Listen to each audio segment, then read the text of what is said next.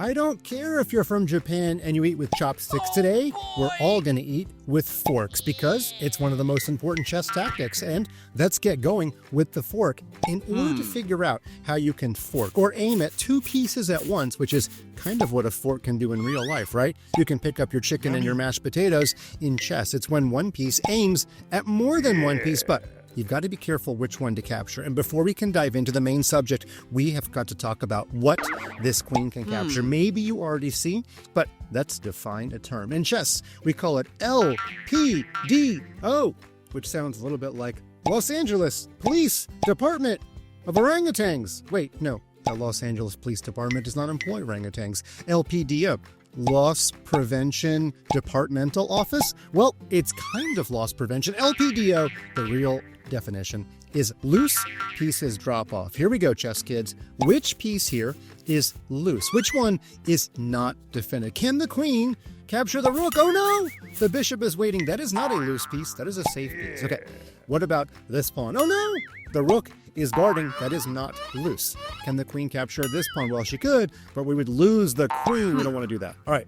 What else? Can the rook capture the bishop? That is not a loose piece either because the king will take back, and a rook is better than a bishop in most cases. By now, you've probably figured out the queen can actually capture this knight. Now, that knight does not look loose. It looks like that knight has a defender, but this bishop doesn't count as a defender because remember, we just did a video on pins. How soon we forget, or hopefully you didn't forget, when a piece is pinned, it's not defending. If that bishop tries to move, the king would be in check. That bishop is absolutely pinned, and look at how all of life comes together. Even though we're doing a video on forks, you're actually having to use your pin knowledge. Yes, chess information does stack that way, and if you stack enough of it, you get all the way to Mount Everest, or at least you get to 2,800 meters, where Magnus Carlsen his queen takes, and notice the bishop cannot take. If I try, the computer says rejection, Fun Master Mike, because you're not allowed to put your king in check. So before we get to the big subject of forks,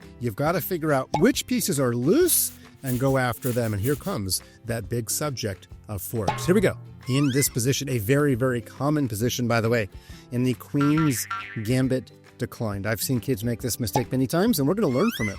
A lot of players here by black, they want to play pawn e6 to strengthen their center. That is actually not a bad move at all, but somewhere in the back of their brain, they're thinking that Fun Master Mike is going to be unhappy this bishop gets blocked in by a pawn. So they like to bring the bishop out first, and that, my friends, is a mistake. It's a common mistake, and we're going to learn how to take advantage of it. But remember, before we can find a fork, we should start to look for black pieces that are loose. Which ones are not defended? Well, I'm sure you see, the bishop is not defended, but joke's on you, joke's on me, joke's on everybody. The bishop actually has nothing to do with this solution, but am I glad you identified that it is a loose piece? Yes, I am. Okay, what else is loose? Well, the bishop was guarding something that it's not guarding anymore, and that is this pawn. And by the way, for those of you in the know, this is the pawn chain, and the first pawn is usually the one that needs the most protection. It is the base pawn, and that d7 pawn is definitely loose. Okay, we've identified one loose piece, but sometimes with forks, in fact often, you need to go after two loose pieces at once. Okay, so what else is loose? What else is not defended? Well, some kids like to say the rook, and that's true, but good luck attacking the rook right now. It's behind a wall of pawns. In fact, the second loose piece is a little bit harder to identify. This pawn right here is actually attacked twice. What? It's being guarded twice. What that means is if we attack it a third time, it would then be loose. So we can call this pawn like a tender pawn, a little bit weak, okay? Is it exactly by the textbook definition a loose piece? Well, I just looked up Merriam-Webster, and I really don't know because they don't talk about chess in the dictionary that much. But I would count that pawn as relatively loose. Okay, so we've done the hard work. Now comes the easy part. How do we aim at that loose pawn and that loose pawn at the same time? By now, you've probably already seen it. The queen comes to b3. Hello. And now white has a virtually winning position already on move 4 because white's about to capture that pawn, which, by the way, will aim at the rest of the pawns in the pawn chain and also aims at the rook. I think white's going to win more material. And also, white now has a third attacker on this pawn. The queen counts as an attacker. I know she cannot jump over her pawn and take, nor would she want to, but the point is, when the pawn takes, our queen serves as a backup. So whichever one black defends, we will simply take the other one. Let's just say black, I don't know, pushes this pawn, for example. Now we can capture, we get a pawn, black gets a pawn, and now we get a second pawn. You can take with the queen perhaps and trade queens if you want to. And by the way, we're actually making another fork here. Yeah, isn't it amazing how these positions were chosen? Fun Master Mike, you planned this. Yes, I did. Thank you for noticing. The queen forks the bishop and the rook. Now, black can defend by trading queens. That is totally possible. But now, when our knight takes, we're threatening another fork. In fact, we're going to get to more knight forks later in the video. Stick around for that. But for those of you, again, in the know, knight to c7 check would fork the king and the rook. It's actually not that easy for black to be able to deal with this in the long term. Okay, let's move on because we've got bigger fish to fry. Or actually, we're going to fry some fish in the exact same pan because we're going to go back to this position that we already looked at today. Okay, now let's say black makes a better move, like knight to f6. I'm actually going to show you how from the same opening, white might fall into a fork if white has a loose piece. So this bishop goes to the square g5, and you're probably already noticing that the Los Angeles Police Department of Orangutans has noticed this bishop might be dinner. Okay, now this knight can come to the square e4. One of the rare times in chess where moving a piece twice in the opening is actually a pretty good move. Now the knight, I wouldn't really call this a fork yet. Although we are threatening the bishop, the knight is not really threatening this knight because it has a backup, and the knight's not really threatening this pawn because the king is there for protection. So don't get too excited. Hold your horses, as they say, because it's not a real fork just yet. However, that knight is indeed super annoying, and white usually captures. Of course, black should capture back, and now comes a very funny position. Why is it funny? Well, I have shown this position to my chess students for about 20 years, okay? That is 2 or 3 times as old as you are, chess friends. And pretty much every student, no matter how strong or beginnerish, gives the same suggestion for white. They always notice the knight can't go to the square f3, so they seek to develop the bishop or to give the knight a new square. And every single chess student I have ever asked in this position, what should white do? Every single one of them suggests pawn to e3. And in any normal universe, this is a pretty decent move. Helps the bishop get out, gives the knight a new square, strengthens the center, but this is not a normal universe. It's not the metaverse either. It's just, I don't know, ChessKid universe, okay? When you push this pawn, you now open yourself up to a fork. This bishop is loose, okay? We haven't forgotten about that. And here's another little wrinkle to our lesson today. I would argue that the king is always loose because you can't trade your king for anything, okay? So checks are always an important part of forks, okay? The king you could think of as always loose, whatever you want to say, but always look for checks. So let me get rid of some arrows here. How can black make a move that aims at the king and aims at the bishop at the same time? This is my favorite kind of idea in chess. It is, as we commonly say, it's the Allen Iverson, it's the crossover dribble. This queen travels to the left, but she attacks back to the right. She aims at the king and she aims at the bishop, and poor white. If only white had not put the pawn on e3, this bishop could go back and defend everything, but bishops don't jump over pawns. So no matter what white does in this position to get out of check, let's just have white block with the queen. Now the queen comes all the way over. Allen Iverson scores a layup, or maybe that's like a 3-pointer, right? Because bishops are worth 3. And that is another example of a fork from the Queen's Gambit. Let's move on, because queens are not the only pieces that can make forks in chess. Pawns are actually the most common forkers. Why? Well, you get 8 of them, right? So it's only natural that they should be able to do it. Remember, pawns were not able to do pins because pawns are not long-range pieces. By the way, knights also not able to do pins, and we're going to get to knight forks in a minute, okay? In fact, every chess piece can make a fork, but we're focusing mostly on pawns and knights and a little bit of queens because they were not looked at very much in our pins video. Okay. here we have a very famous opening. It's called the Gioco Piano, and apologize for my Italian. I don't even know if that was an Italian accent, but it means quiet game. But things are only going to be quiet for about 1 second, because in this position, the best move for white is to attack the center and play pawn to d4, and we call that the snowplow. When you get two pawns side by side, I have no idea where you are in the world, chess kids, but if it's somewhere that it snows, you know what a snowplow is. And if you're lucky and you live in Tahiti, well, I'm going to call this the surfboard. Okay, I don't know why it's called the surfboard, but I had to make up something. All right, in this position, let's have black capture. Oh. And now white's going to capture back, remaining with the surfboard. Surf's up, dude. Well, yeah, surf's up in just a minute if black makes the wrong move. The best move for black is probably to deliver a check.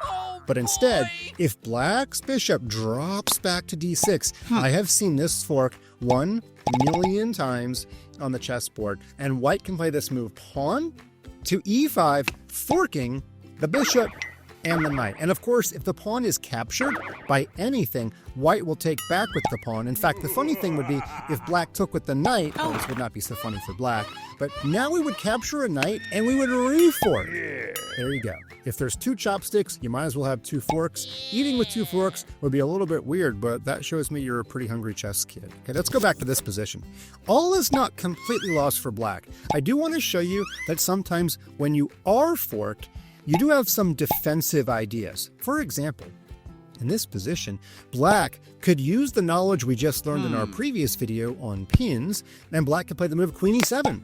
And for the moment, black is safe because this pawn is pinned. If I try to capture, rejection, the king would now be in danger. So the only thing that white has to do is just, castle the king or something. And now the fork really does work. Now we're going to take either a bishop or a knight. Yeah, black can maybe get a pawn or two, but white is definitely much better.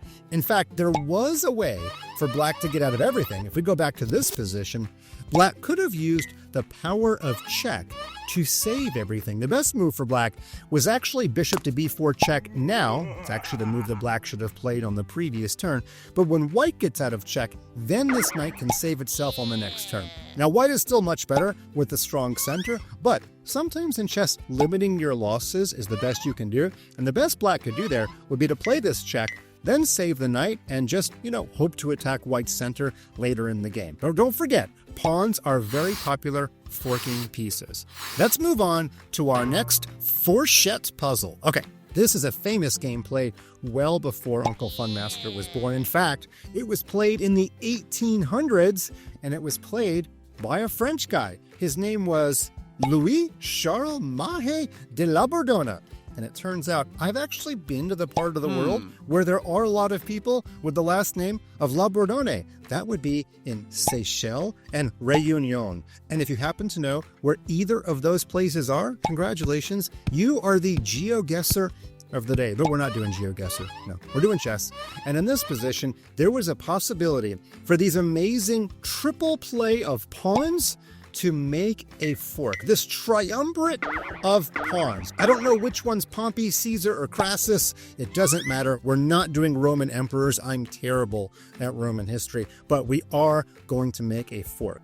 Although it's not exactly the best move, one way for black to win is to play this move pawn to e2. Now, black actually found a faster way to win, but because we're doing a lesson on forks, I think this move is incredibly cool. Leaving the queen totally in danger, but this pawn now makes a fork of both rooks. And of course, if we capture either rook, we get to make a promotion. That's what happens when pawns get to the other side, of course. Okay? This move does win, not quite as fast as Louis Charles Mahe de la Bourdonnais, but it still works. Okay, for example, let's just say that this rook captures this queen. We can now take back with this pawn and get a new queen. And although that queen gets captured, the strongest move for black, or actually I just call it the easiest way to win, is actually not to take, because when you get a new queen, this queen is actually waiting for you. So the best move is actually to advance the pawn to a queen.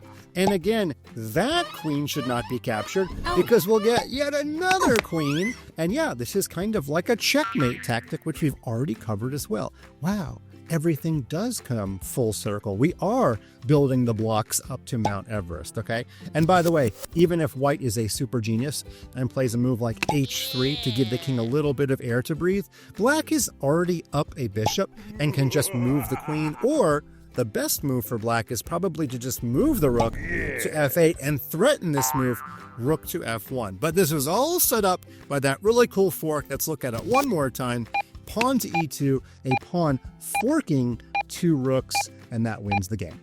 Okay, we're going to move on to probably one of the quickest forks you can make in a chess game. In this position, this is called the 2 knights defense. It's very close to the Giochio piano, but it's a slightly different a pizza paia. In this position, white can play knight to g5, and now there's a double attack on f7.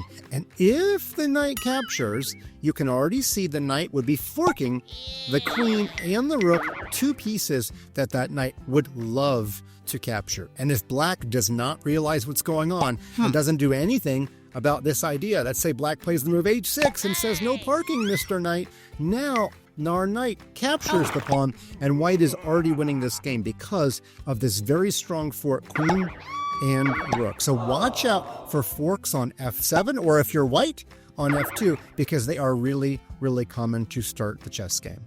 Okay, we're going to move on to this position. We're still doing knight forks, but again, we're building up the blocks to beat Magnus Carlsen one day. And we have to use our knowledge of pins along with our new knowledge of forks to figure out how to defeat black in this game. Now, black's doing well, right? Black has a queen, and we don't. We do have a rook and knight as compensation. But let's say black has not watched any of the ChessKid YouTube videos. Oh no, the horror. What's black doing? Watching videos on Tiddlywinks? I have no idea. Let's say that black makes the move rook to d8 to aim at the knight.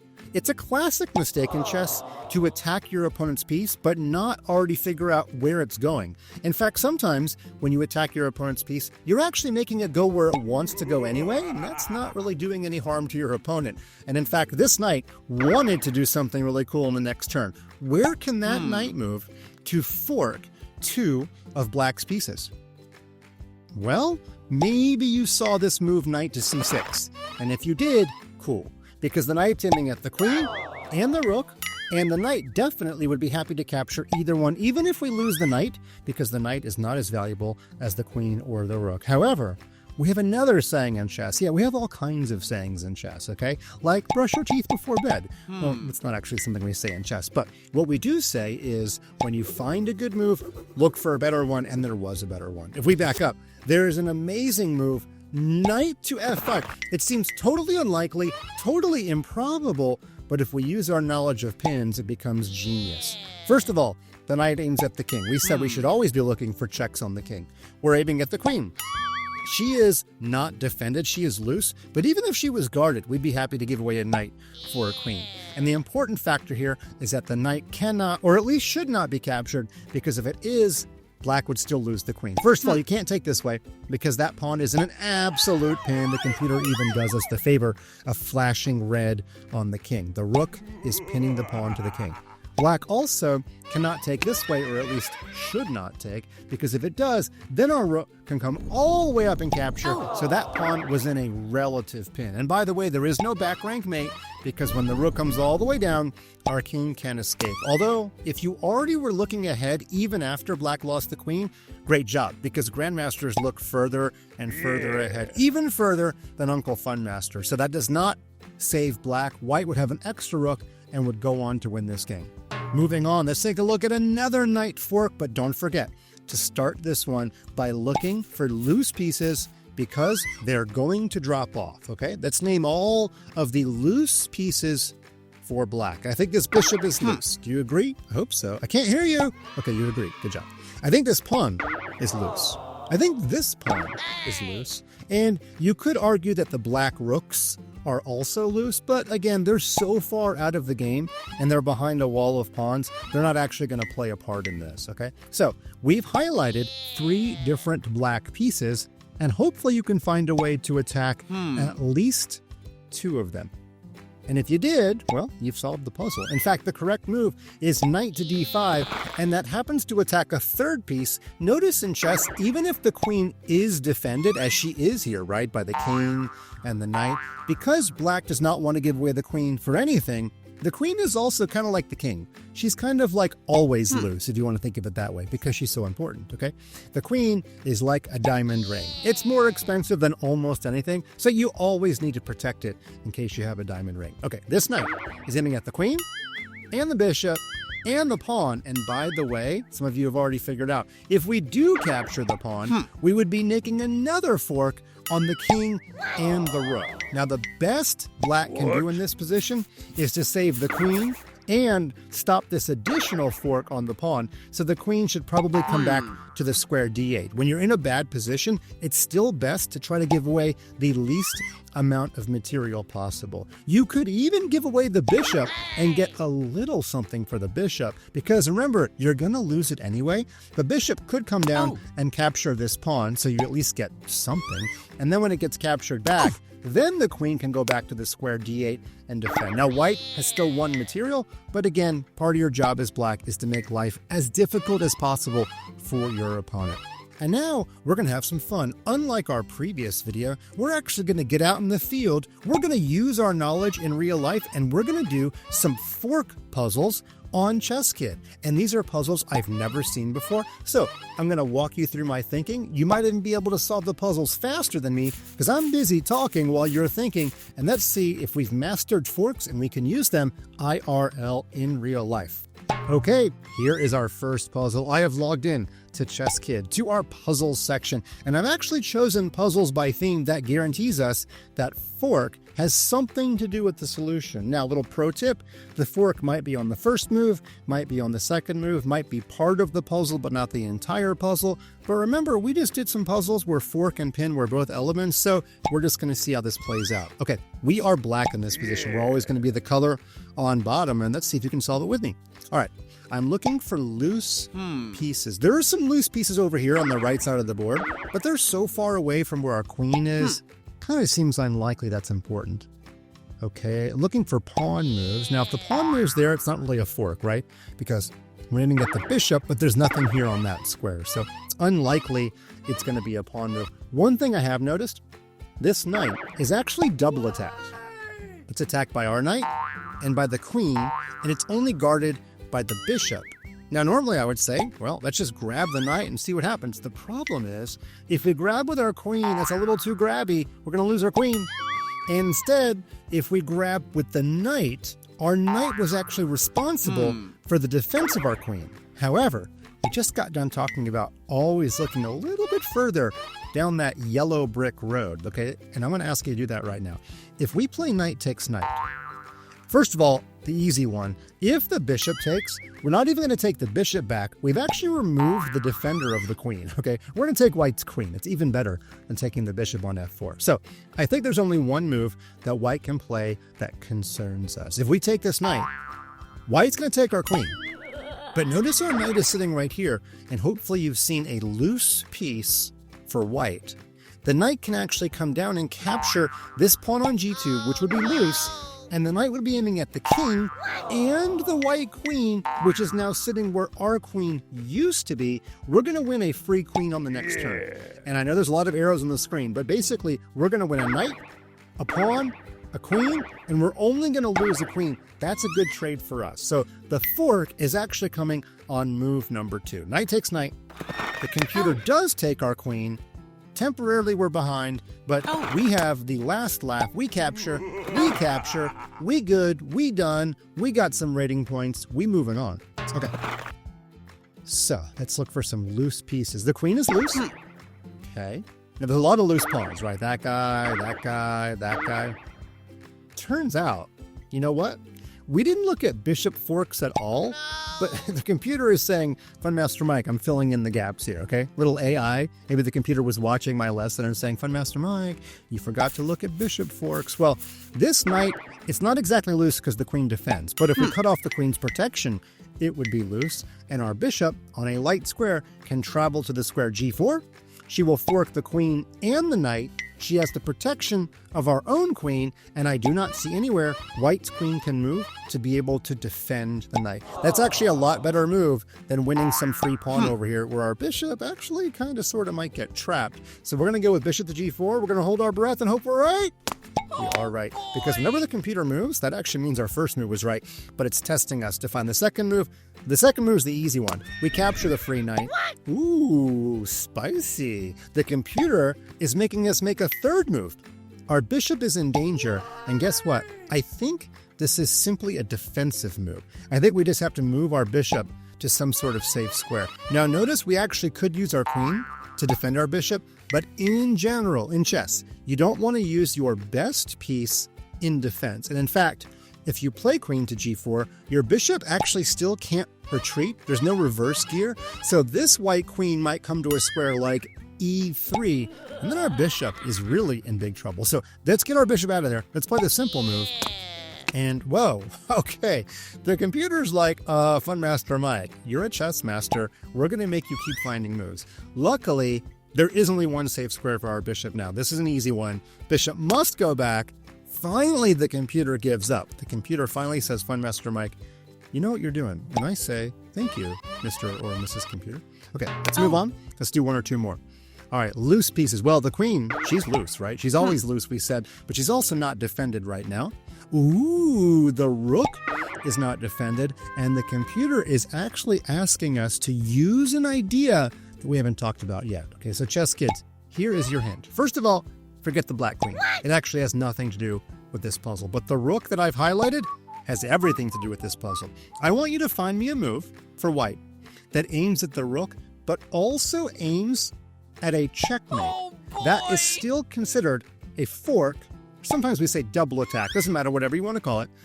There is a way to make a fork of the rook and of a checkmate if you play the perfect chess move. They say the perfect chess move doesn't exist, but it does here. The queen can travel to e4. And it's totally true that black can save the rook. But if black does save the rook, we can move our queen to h7, and it is queen and helper checkmate because the bishop defends the queen. Now, I will tell you that I think black has an amazing move here, which loses less than a rook, okay? First of all, black has to guard checkmate, right? But if black, I don't know, moves one of the pawns in front of the king to block our queen, then black loses an entire rook, which is worth 5 points. Black can actually move the bishop to f5. Let me see if I can draw some arrows for you. Black can play bishop to f5. That clearly would stop the checkmate, right? Because our queen would be blocked by the bishop, but black would also be connecting the rooks. Now our queen would capture the bishop, but that's only worth 3 points, and then black could move a pawn to g6 and block the checkmate. But we're still happy because we're still getting a free bishop. Okay, let's see what the computer does. Oh, the computer is pretty smart. Who knew computers were good at chess? Well, a guy named Gary Kasparov found that out when I was a boy. Okay, I think we're going to capture this bishop now, because remember, that rook is no longer loose. There's another rook over here waiting for us. So let's put the queen back. Queen takes bishop, and we've solved this one. And we're going to do one more just for bonus. Okay, here we go. Looking for loose pieces. This pawn is loose. This pawn is loose. The bishops are defended, but remember, we should always be looking at checks on the king because the king is kind of sort of always loose. Now, you see those two pawns I've highlighted? We can't attack either one. We can't even do single attack, let alone double attack, okay? It'd be like, I don't know, trying to eat with one chopstick. How does that work? And in fact, we don't even have the ability to do that. We have 0 chopsticks, okay? We're not going to eat with our hands. Let's use some good manners here. Instead, I want to find a way to go after the king and aim at something else. The best move, I believe, is knight to b4. Now, I know that does not win anything right away, but you know what it does? It forces white to only have one move, and sometimes in chess, if you can make a forcing move, you have a good follow-up. So when the knight gives check, the king actually has to go here because the king has to remain in contact with the bishop. But then we could play this bishop check, and then when the king moves again, the problem is we'd be aiming at the other bishop as well. And generally, it's kind of a bad idea when one piece is trying to defend too. So this is kind of like a double attack, right? I mean, it is what it is, right? Knight to b4 does attack 2 pieces. And when the king moves, we play this check. And when the king moves, now we get to decide which bishop to capture. And I don't even know. Which one do we capture? I think we can probably capture either one, right? Knight takes bishop, and yeah, it seems to like us capturing that bishop. And is that a better bishop? I think we could have actually captured either one. Oh, wait a minute. Unbelievable. I'm glad I was not so cavalier, or maybe I was and I was a little bit lucky. If we had captured this bishop, then white could have amazingly saved the other bishop with check and then come back and capture this bishop. That was a little bit tricky. Actually, it was a lot tricky. I didn't even see it. But luckily, I got lucky. It was 50-50, and I captured the correct bishop. Let me see if we can do one more, because I'd like to solve one rather confidently to close out our video. Well, by the looks of it, this is relatively simple, because we just had something captured on d5. We should probably capture back. And if we capture back, we are forking with our bishop, the knight, and the rook. That just seems quite easy, actually. Now, black could maybe do some stuff to us. Like, black could come give a check on our king. But I think we could just, like, move our king there and still give black all the same problems. So, bishop takes. I think that was right. Now, we do have to be careful. If we block with this bishop, the bishop would actually be attacked twice, and the queen could come down and capture us. So I think we should just move our king. Let's see. If our king goes here, the queen can take our pawn with check. But then we could just block with our queen if we had to. So that looks like the safest place for our king. And we got it right. Okay, a little bit of a strange one where we have to move our king. But the point is, at some point, we're going to capture this rook or capture the knight, both of which are loose pieces, neither of which are orangutans, but that's not important right now. What is important is you got a little bit smarter today. We're going to come back on the next couple of videos and talk about, learn, refine your tactical ability on different ideas. Come back soon and join us, because I'm having a pleasure teaching you everything I know about chess tactics.